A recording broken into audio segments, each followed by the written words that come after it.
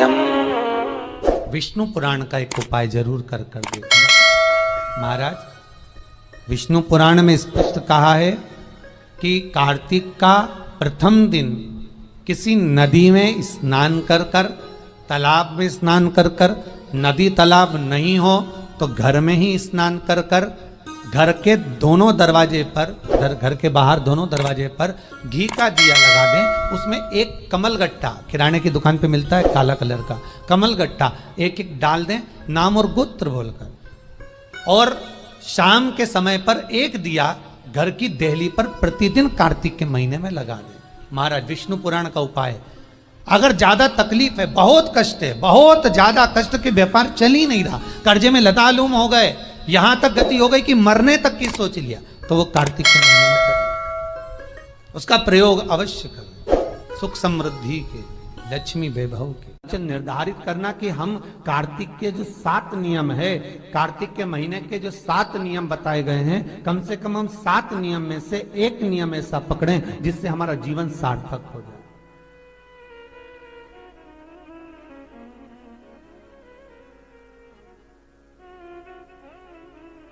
आप भले 7 नियम नहीं कर रहे कार्तिक के, भले एक नियम करो, पर वो नियम हमारा पूर्ण चलना चाहिए, उसके नियम की पूर्णता पूर्ण होना चाहिए। आपको कहा था कार्तिक के 7 नियम हैं, उसमें पहला दीपदान, दूसरा तुलसी पूजन, तीसरा भूमि पर शयन, चौथा शरीर पर तेल नहीं लगाना, पांचवा सुंदर दलहन की चीजों का त्याग करना, और छठा ब्रह्मचार्य व्रत का पालन करना, और सातवां अपने जीवन में कार्तिक के महीने में चाहे वाणी का संयम हो, चाहे भोजन का संयम हो, चाहे शब्दों का संयम हो, चाहे दृष्टि का संयम हो, चाहे इंद्रियों का संयम हो, वो संयम रखें।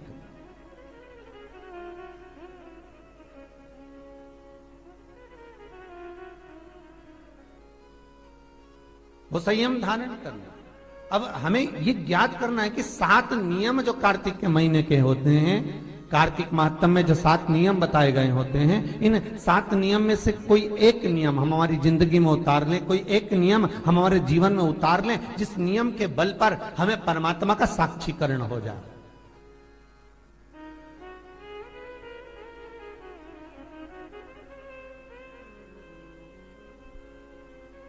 कोई एक नियम। अगर आप दीप दान कर रहे हो कार्तिक के महीने में, प्रतिदिन आपने 1 महीना तक दीप दान करा महाराज, तो ये भी आपका एक नियम है। 1 महीने तक आपने जो तुलसी में जल चढ़ाया, ये भी आपका नियम है। आपने अगर वाणी पर संयम रखा है, ये भी आपका महाराज। एक बहुत सुंदर बात कार्तिक के माध्यम से लीजिएगा अपने जीवन में उतारने के। कार्तिक के महीने का 7वां नियम याद रखना, संयम।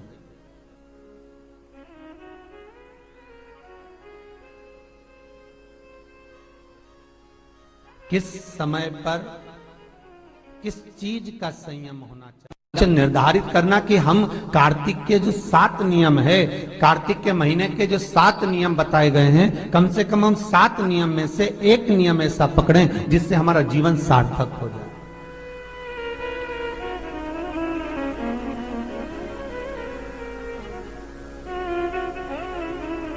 आप भले 7 नियम नहीं कर रहे कार्तिक के, भले एक नियम करो, पर वो नियम हमारा पूर्ण चलना चाहिए, उसकी नियम की पूर्णता पूर्ण होना चाहिए। आपको कहा था कार्तिक के 7 नियम हैं, उसमें पहला दीपदान, दूसरा तुलसी पूजन, तीसरा भूमि पर शयन, चौथा शरीर पर तेल नहीं लगाना, पांचवा सुंदर दलहन की चीजों का त्याग करना, और छठा ब्रह्मचार्य व्रत का पालन करना, और सातवां अपने जीवन में कार्तिक के महीने में चाहे वाणी का संयम हो, चाहे भोजन का संयम हो, चाहे शब्दों का संयम हो, चाहे दृष्टि का संयम हो, चाहे इंद्रियों का संयम हो, वो संयम रखें।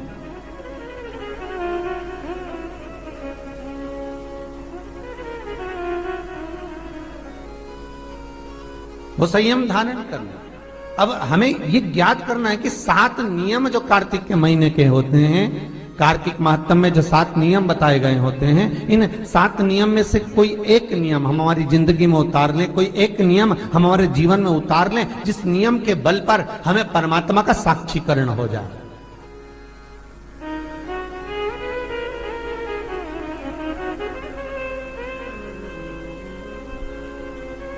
कोई एक नियम, अगर आप दीप दान कर रहे हो कार्तिक के महीने में, प्रतिदिन आपने 1 महीना तक दीप दान करा महाराज, तो ये भी आपका एक नियम है। 1 महीने तक आपने जो तुलसी में जल चढ़ाया, ये भी आपका नियम है। आपने अगर वाणी पर संयम रखा है, ये भी आपका नियम। महाराज एक बहुत सुंदर बात कार्तिक के माध्यम से लीजिएगा अपने जीवन में उतारने के लिए। कार्तिक के महीने का 7वां नियम याद रखना, संयम।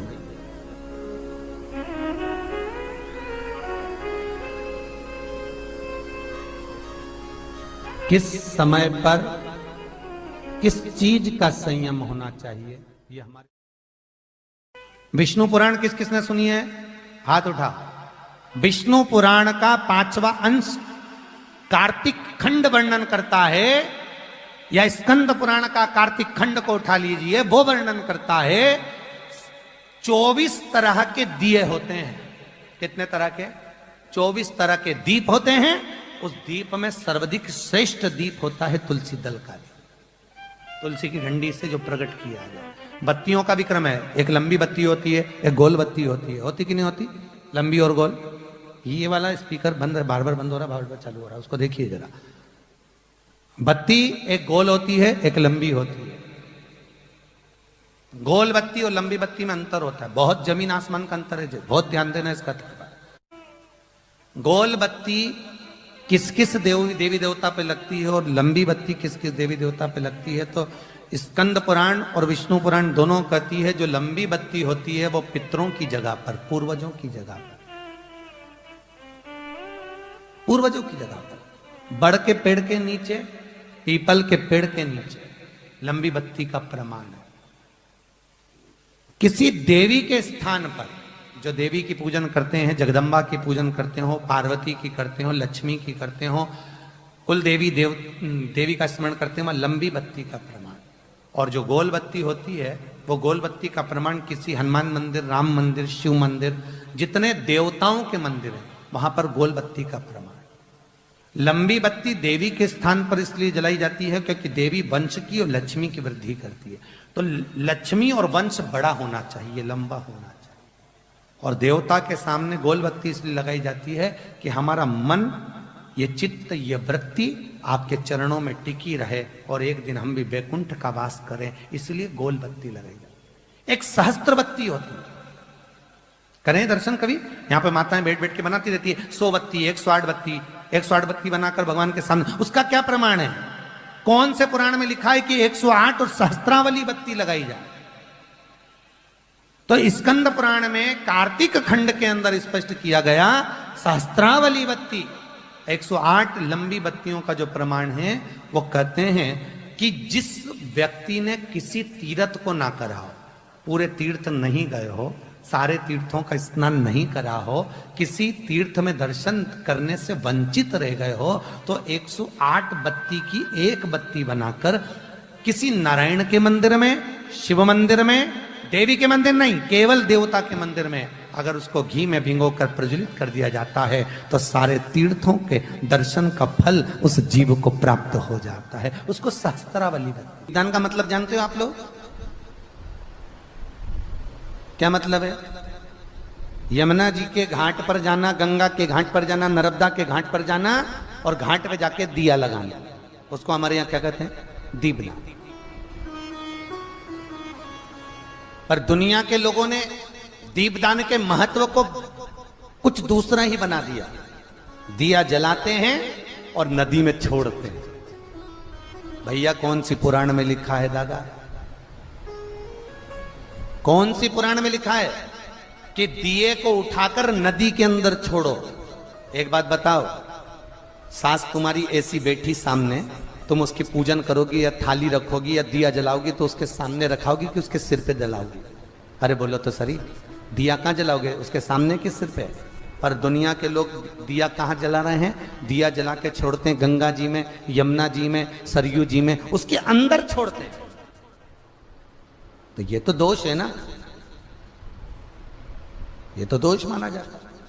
दिया दान करने का सबसे बड़ा क्रम है कि दीप दान करना है तो घाट पर लगाइए, पीपल के वृक्ष के नीचे दीप लगाइए। कार्तिक महीने में पूर्णिमा के दिन जो दीप दान दिया जाता है उस दीप दान की बड़ी महत्वता होती है।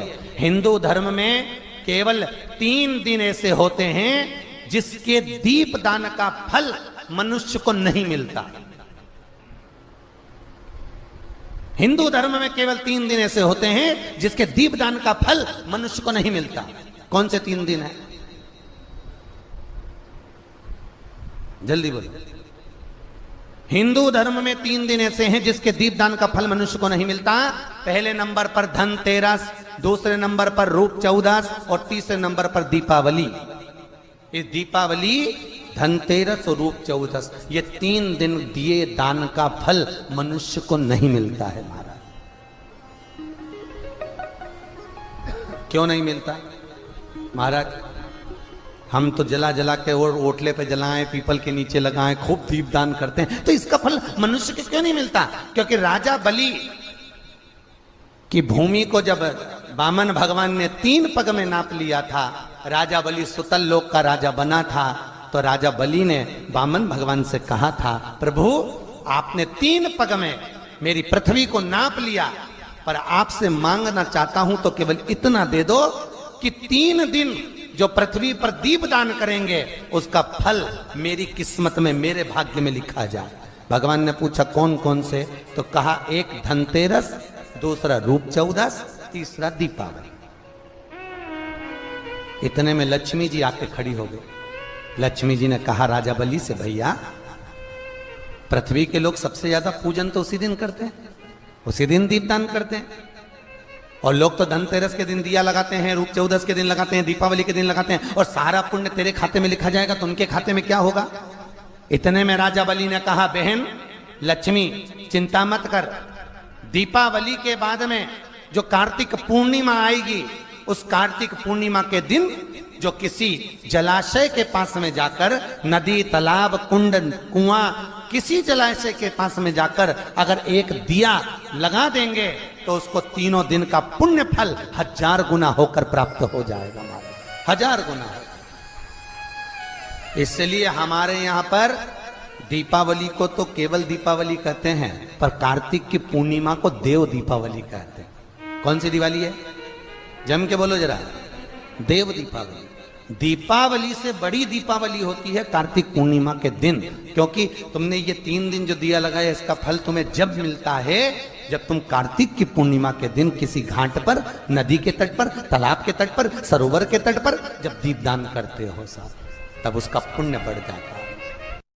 कार्तिक के महीने में 10वीं तिथि को जो तुलसी की डंडी को घी में भिगोकर अपनी कामना कर कर भगवान के सामने दिए में रखकर जला देता है, दिए की तरह उससे आरती उतार देता है, कहते हैं उसका जन्म दूसरी बार पृथ्वी पर नहीं होता, वो भगवान के गोलोक धाम में जिंदगी भर के लिए विराजमान हो जाता है। जिंदगी भर के दीप की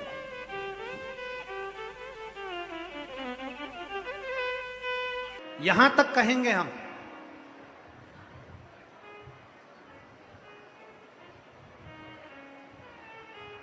शरद पूर्णिमा से कार्तिक पूर्णिमा के बीच में, शरद पूर्णिमा से कार्तिक पूर्णिमा के बीच में प्रयास करना। दुकान नहीं चल रही हो, व्यापार नहीं हो रहा हो, तकलीफें बहुत ज्यादा हो, घर में क्लेश जाता हो, अशांति ज्यादा हो, पैसे नहीं आ रहे हो, 1 रुपया कमा रहे 1.25 रुपये खर्च हो रहा है, बहुत टेंशन है, तो शरद पूर्णिमा से कार्तिक पूर्णिमा तक एक हल्दी और कुंकू, ये थोड़ा सा मंदिर में लेकर जाइए, हल्दी और कुंकू जरा जरा सा ले जाओ। अशोक सुंदरी वाली जगह पर पहले शंकर जी पे जल चढ़ा दो अशोक सुंदरी वाली जगह पे जल चढ़ा दो और वह हल्दी और कुंकू की एक एक बिंदी अशोक सुंदरी वाली जगह पर अपनी कामना कर कर लगा कर आओ। उसी में से वो हाथ जो तुम्हारा गीला है कंकु हल्दी का, वही हाथ लाओ, घर में प्रवेश करते समय अपनी देहली पर थोड़ा सा लगा दीजिए। शरद पूर्णिमा से कार्तिक पूर्णिमा तक कर कर देखो, उसके बाद में फिर बताना कि मेरा देवाधिदेव महादेव ने तुम्हारी झोली भरी कि ना भरी, भंडार भरा कि नहीं। शरद पूर्णिमा से कार्तिक पूर्णिमा के भीतर एक महीना, कार्तिक का महीना भगवान शंकर की अविरल भक्ति का महीना है। षडानंद कार्तिक का महीना, कार्तिक का महीना मतलब भगवान शंकर के पुत्र कार्तिकेय महाराज का महीना है। षडानंद कार्तिकेय ने क्या क्या मांगा था शंकर भगवान से, अपन सुनेंगे। वो